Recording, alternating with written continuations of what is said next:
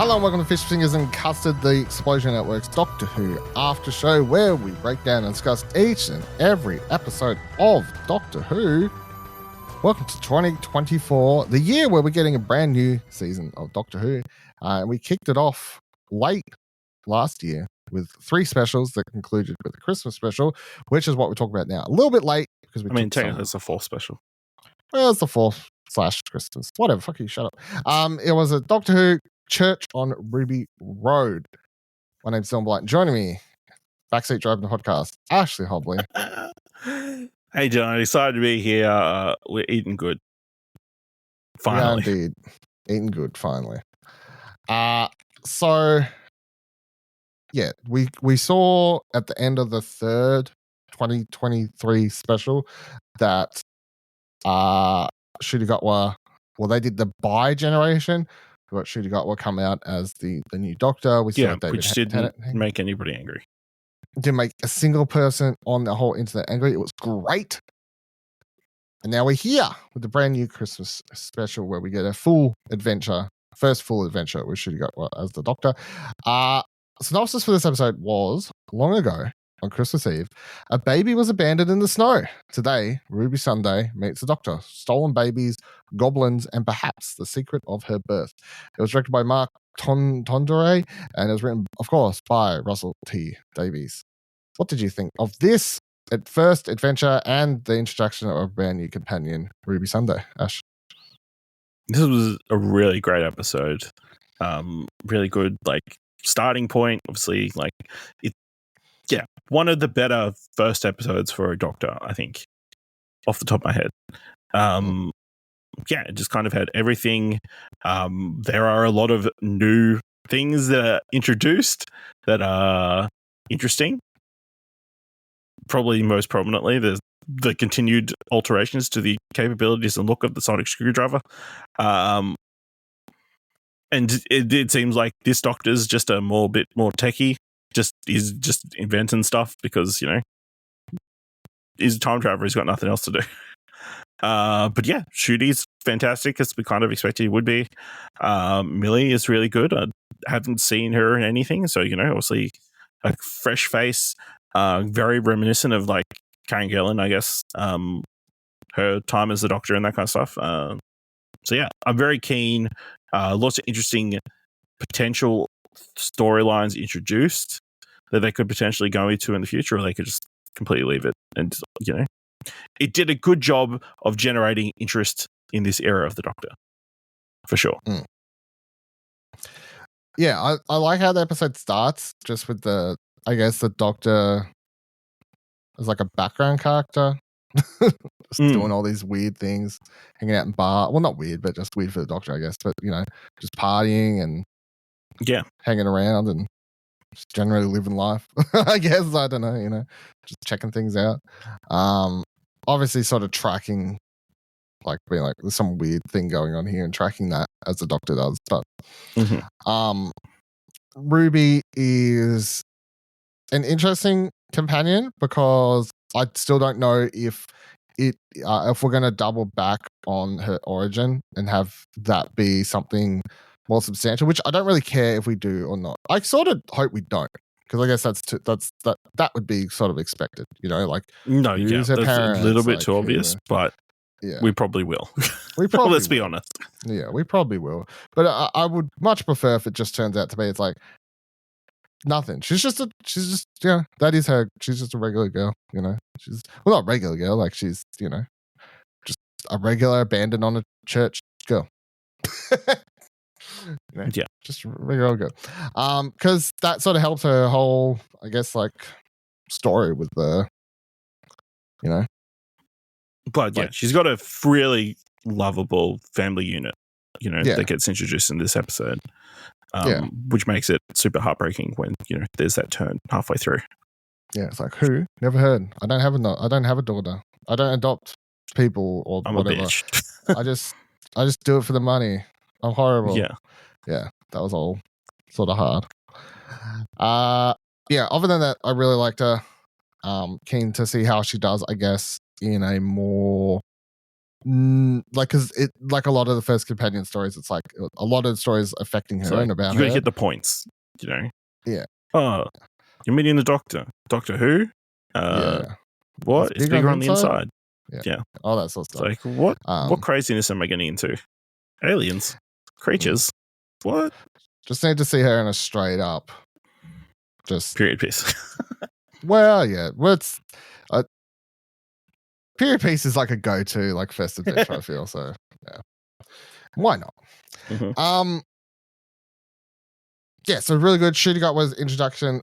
Loved it. We already got Doctor who's just in different outfits several times throughout the first episode. Yeah, he's not. It doesn't seem like he's going to have a set costume.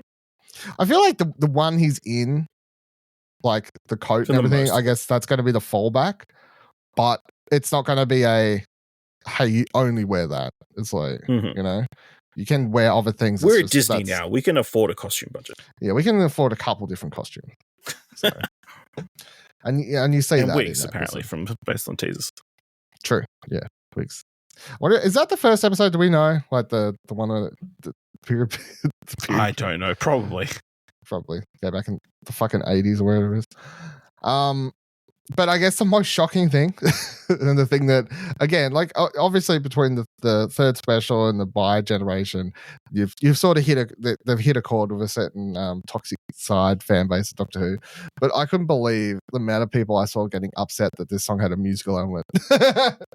Oh yeah, that was the thing that upset people the most. Did they sing a song? But it was. I saw people being like, "This is ridiculous. This isn't Doctor Who. They're singing now." How did you feel about the goblins as the villain and everything? I mean, it was interesting. Like it very much it was interesting, obviously, on the back of the Meek in the first 60th special of like kind of cute creatures that, you know, turn out to be evil. And to a certain extent, these goblins, they're a little bit cute. Until they decide they need to eat children. And the big Goblin King is revealed. And he is a big boy. And, but yeah, I mean, they're fairy tale creatures. They like to sing. So why wouldn't the Doctor do the same? You know? Maybe that's the only way they communicate.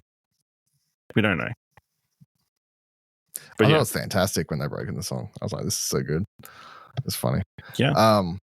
It's just so funny to me that they break into us. It's like, hey, kids, gather around, watch the Christmas special. Oh, what's happening on this Doctor Who special? Oh, they're singing a song. How about they're going to eat this baby? No, I don't want to hear them singing. I only like grim stuff, like babies being eaten. I want hardcore dramas. That's what I'm invested in. Which babies being eaten isn't hardcore? No. No singing in hardcore dramas. True. Unless it's Nashville. Repo Man. Yeah, I loved all that. I thought the design of all the creatures was really, really cool. Also just enjoyed the fact that it wasn't a creature type or anything was done before, and the Doctor didn't know everything about them, because that's obviously become a thing with Doctor Who over the years, is quite a lot. It's like repeat things, and the Doctor just always knows everything. Well, he's been around for 60 years, so you would understand it is why he might have some enemies that have been there before. But it's surprising that he's never done goblins before. So it's just fun to see him out loud sort of work out what makes them tick. And what makes them tick, their thing with the knots, their whole obsession with coincidences, and them just being general jerks as well. Like them almost trying to kill everybody. I mean, they do kill someone. They kill the ABC presenter or whatever, the BBC presenter. She gets saved at the end. Yeah, right at the end. But until then, like, there was a timeline in which she died. Davina McCall. She was always saved. Okay. But okay, timeline. Yeah, true. All right. Yes, that was really, really good. I think the other thing I found quite interesting, I guess, about this Doctor, now we've had a bit more time. Yeah, I mean, the Sonic to me is whatever. I don't really like the Sonic screwdriver only being treated as a screwdriver, even though it's not a screwdriver and it's a Sonic object. Like, it's I don't care. If It's it a doesn't look made like up a thing, screwdriver. but I don't give a fuck. let's just drop the word screwdriver. Just call it a Sonic. Yeah. It's just the Sonic. Or is that a trademark thing? I don't know, maybe. You need to put another word behind it. Yeah. The Sonic, but not the blue guy. Or the American food chain. There's a food chain called the Sonic? Yeah. Okay. Right. Yeah, because to me, I'm like, the screwdriver part's just whatever. It's just get rid of it. It's dumb. But the part I found most interesting, and again, the continuation about, I guess, Russell T Davies just doubling down and not caring about any of the, trying to delete the Chibnall stuff. Yeah. And especially in a world where we've had the bi-generation, it's like, okay, you've got David Tennant's doctor over here now sort of dealing with the trauma in real life. It's like that doctor's been pushed aside. It's like, okay, you're going to work for the trauma and like slowly and build up to it or whatever else. And then you have this doctor just openly now speaking about being an orphan. Yeah. Which David Tennant's doctor, we saw in 3 episodes, was like very well guarded and wouldn't discuss that with the person that he knows quite well. Quite well, yeah. Whereas he's just telling these 2 random people that he's just met. Yeah. So I thought that was very interesting and says a lot about this version of the doctor, I think. That openness to discuss his own past and stuff. Yeah. What do you make of all that? No, yeah. Just as a long-time viewer, it was a very interesting point. Like, that won't necessarily hit for new viewers, but yeah, definitely interesting to give that information so freely, and like, again, not give up the Chibnall, continuing to keep the childless time thing a thing. Which, yeah, and it's like, as much as we don't think that era of Doctor Who was great or anything, I do appreciate the, like, not, because they're friends from my understanding. Yeah. Like, it's just like, I'm not retconning it. I might have to fix it a little bit for you, pal, but I'll make it work. A little bit more palatable. Yeah. We'll make it work. So, I mean, even just the way it's playing out with the bi-regeneration, you know, like having one doctor have to deal with it and the other one just be free of all that baggage because it's left with the other one. Yeah. And then this one can just be, you know, more just, you've got shooting up with just ready to talk, ready to be open. But it's like it really does feel like just a refreshed Doctor without any of the baggage of the past one.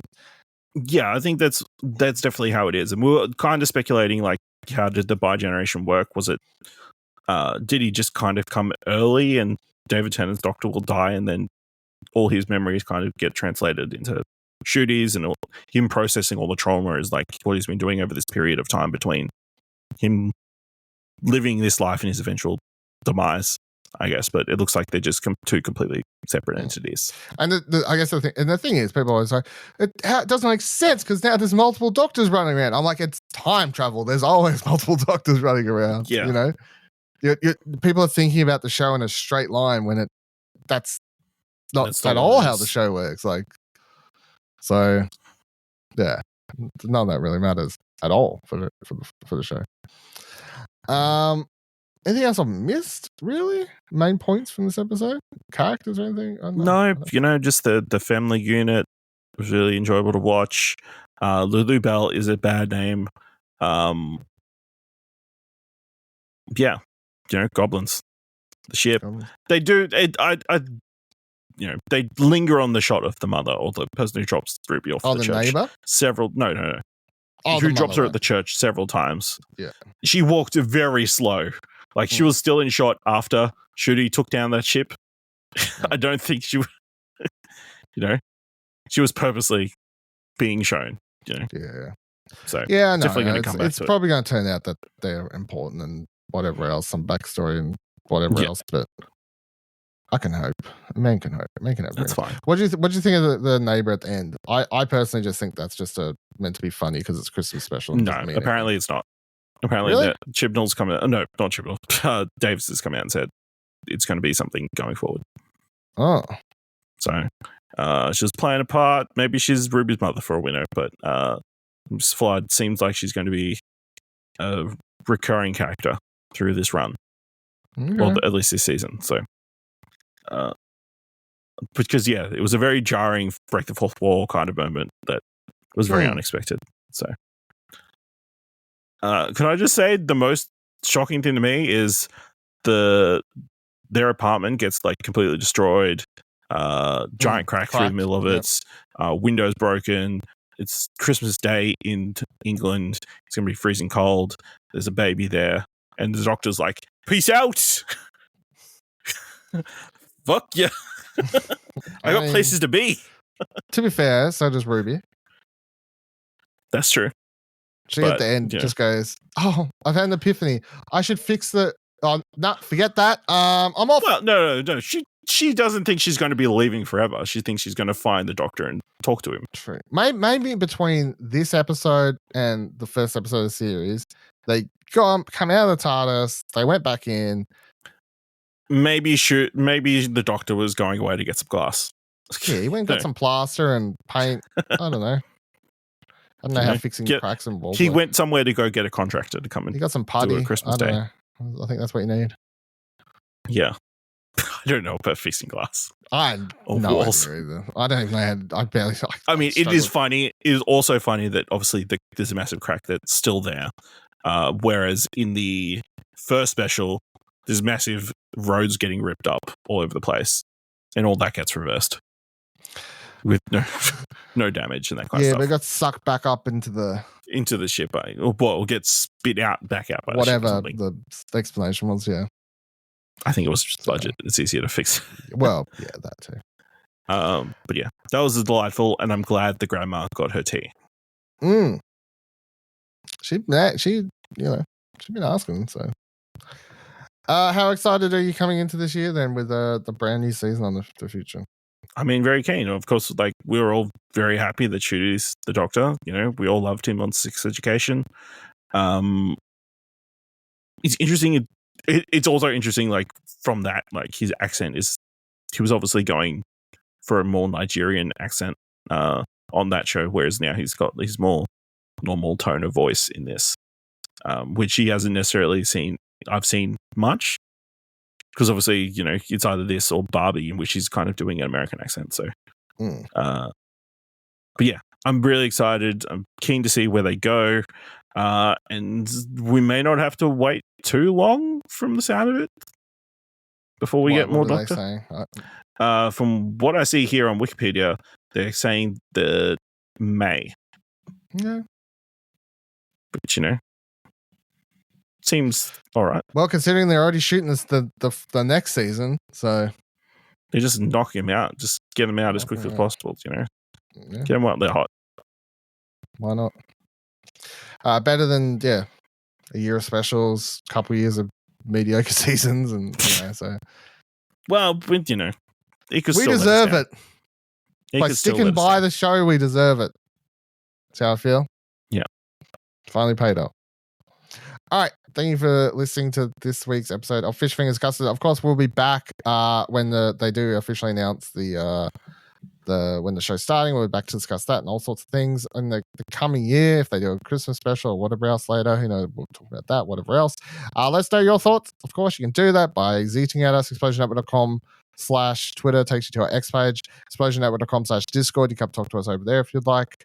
If you'd like to support the show and explosionnetwork.com, you can do that by heading to explosionnetwork.com/support, takes you to our Ko-fi page.